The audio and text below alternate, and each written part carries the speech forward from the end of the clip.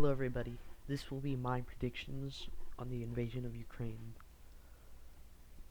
So currently, at the time of this recording, the Russians have just started their offensive. They are trying to take the city of Odessa,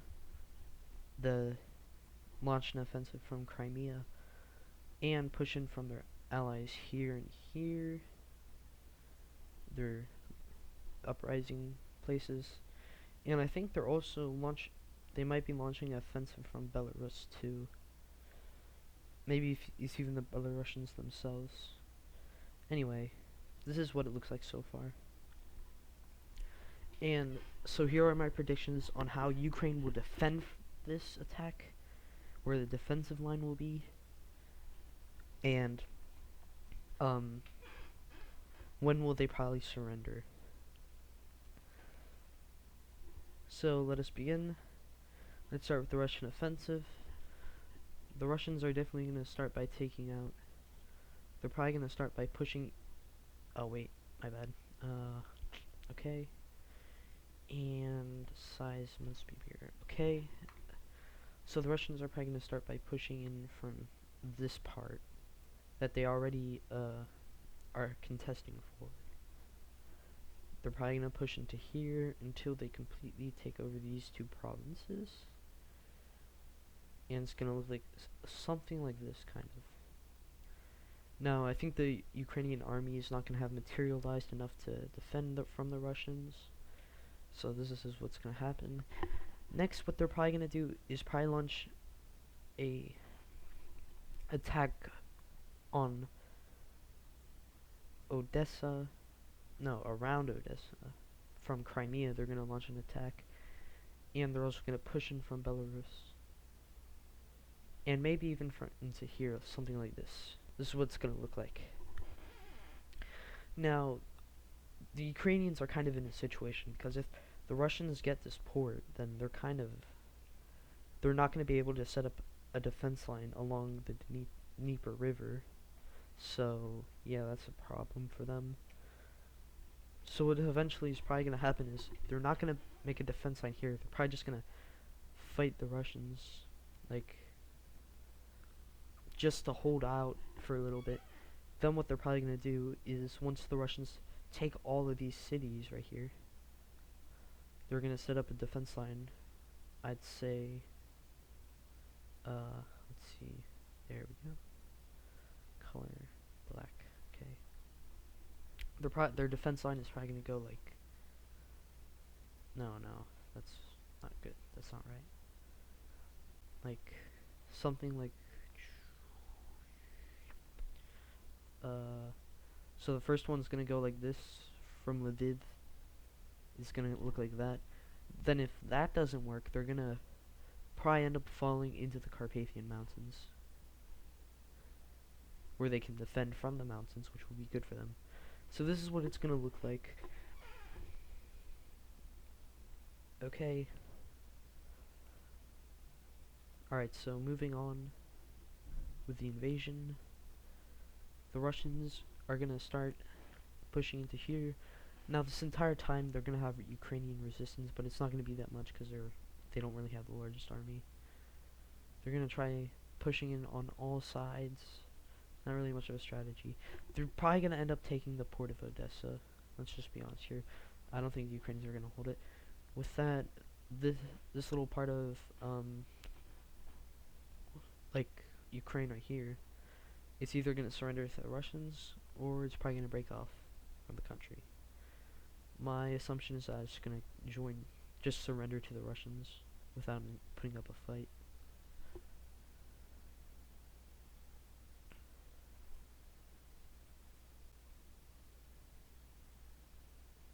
Let's just make Crimea officially Russian. Something like this. There we go. Okay, so it's going to look like this. Kind of. There. Now the Russians are probably going to try to link up around here. I assume that's what they'll do.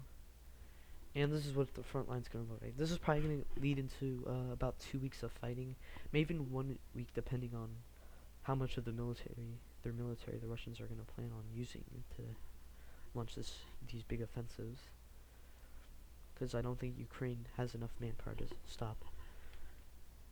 Now let's just put where. So there's probably like some Ukrainian fortifications around here and in Kiev.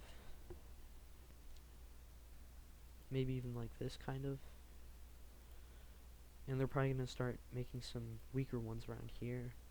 So this is their first offensive line. It's not gonna be the strongest though, because like it's really far and the Ukrainian army is not that big.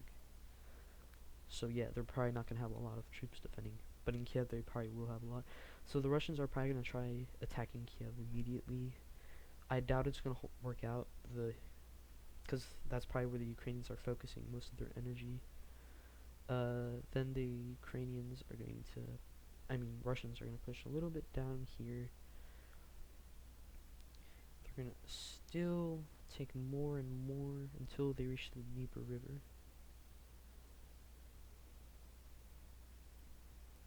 There. Moves on like this.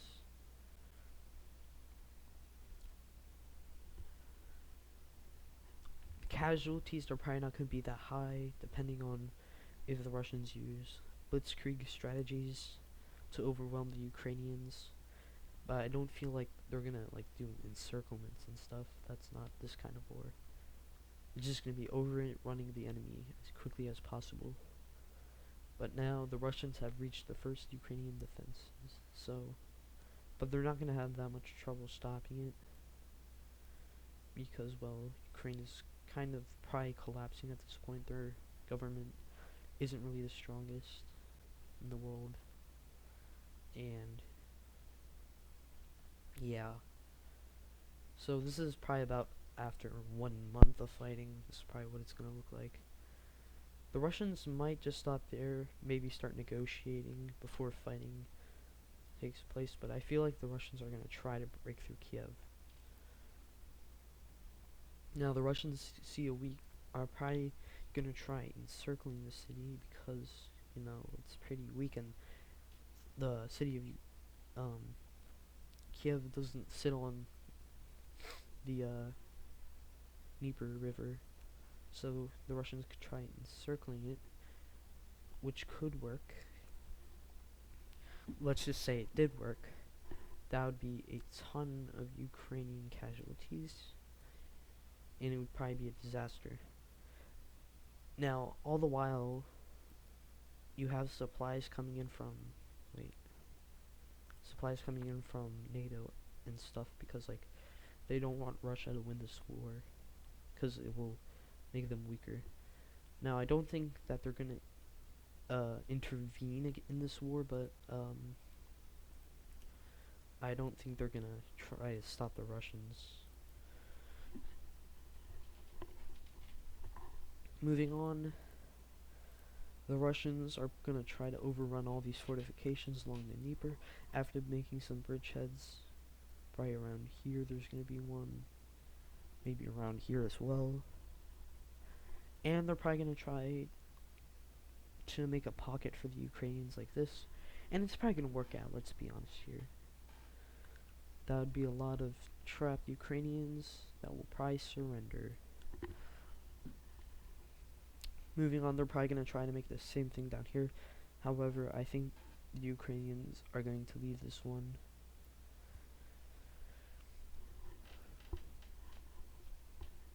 And they're probably gonna be successful.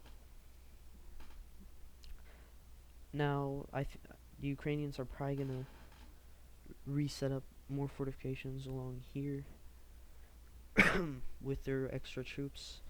However, they're not going to be fortificated in time to stop the Russians.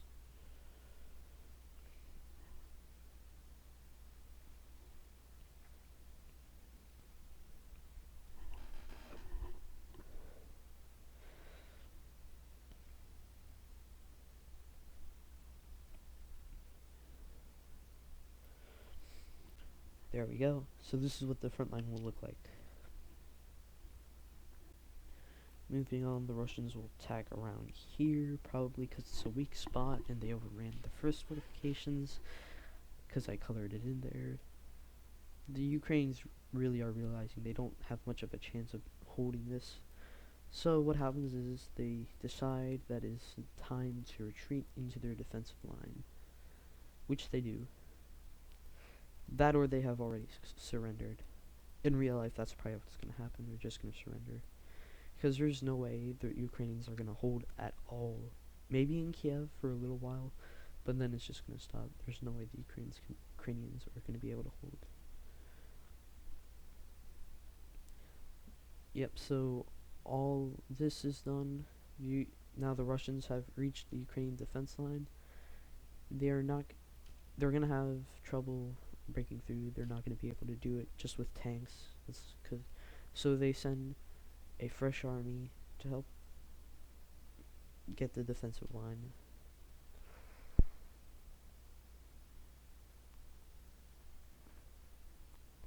There we go. And this is probably about after 2 months. In 2 months. 2 months in, there we go. Alright, so after the troops arrive, the Russians break through the defense line, sustaining large casualties. And then Ukrainians will probably retreat to their Carpathian defense line when the Russians start flowing in through the defensive line. So the Ukrainians make it, and due to the mountains, it's gonna not only slow down the Russians, but also make sure they have a lot of fighting to do. So let's also carve in these mountains. There, those are mountains. So this is where the Ukrainians are defending all this mountainous terrain. The Russians are definitely going to have a much more difficult time, because now the Ukrainians are concentrated and this is their military at their best. That or they just surrendered. They probably would have surrendered by now, but let's just say they didn't. Let's say the Russians were trying to completely capitulate the country and integrate it into Russia. This is what it would look like. Now, the Ukrainians would hold this for a while. The Russians would probably, push a little bit into here. But the Ukrainians could just, retreat a little bit more. They don't really need to make a defensive line here. The Russians are going to sustain massive casualties trying to break through the Carpathians. They're not going to be able to do it. So, eventually, after, a few weeks of fighting, I bet the Ukrainians are finally going to surrender because they don't really have a choice. And that's probably what the war is going to look like. This is my predictions. Just based on realism, on military, because the Ukrainians aren't that strong. Let's face it. They're not going to hold, unless, that is, NATO intervenes. Which they're not going to, let's just be honest to ourselves. They're not going to intervene. And I feel like, depending on the Russians' tactics of winning this war, that kind of decides the fate of the Russians. If the Russians just charge in with all their tanks, then the Ukrainians stand no chance. Until they get to the Carpathians. And once the war ends, let's just predict the treaty as well. Alright, let's see.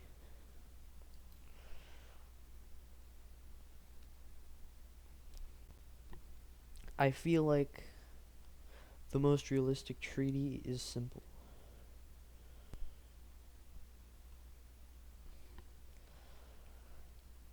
The Russians are going to take pro-Russian eastern provinces that will look something like this. This is what the Russians are going to take. And most pro-Russian things are along the Dnieper. So like this is what it's going to look like. They're probably going to give up some land here, I assume. And here as well. for the Moldovans, and they might see something to um uh the Belarusians, but I doubt they're going to. They don't really have much. Maybe they take a little bit of cities like this, and this would be a puppet state. All of this would be probably become a Russian puppet. This would be occupied by Russia. This would be their puppet state, and this would be Belarusian lands. This stuff would probably be given up to Moldova, just because I think I'm pretty sure Moldova is a Russian ally, so they'd be happy to give up land. But I feel like Moldova isn't that much of an ally to like join the war. I mean, they could in theory get some land, but I don't think they would at all. So yeah, this is probably how the war is gonna look. Simple, just my opinions. Depending on what the Russians are going for. If they want to completely take all of Ukraine, which I don't think they will, they're probably going to send more troops and stuff like that. But I don't think they're going to do that. And the Russians are going to have to probably push through the entire country. But I feel like this is probably the most realistic treaty. Just them giving up lands to all their neighbors, basically. And they might even give some of it to Slovakia, and maybe Poland as well, but I doubt they're going to do that, because now it's under Russian control, and these guys are in NATO, so that's probably not going to happen. Most likely, it's not. But yeah, that's just my opinion on this war. Thank you for watching. Like, subscribe. I'll be breaking down more wars that could happen potentially in the future. If you guys want to, don't forget again to like and subscribe, because I need a lot of likes and a lot of subscribers. So I'll see you guys in the next video. Goodbye.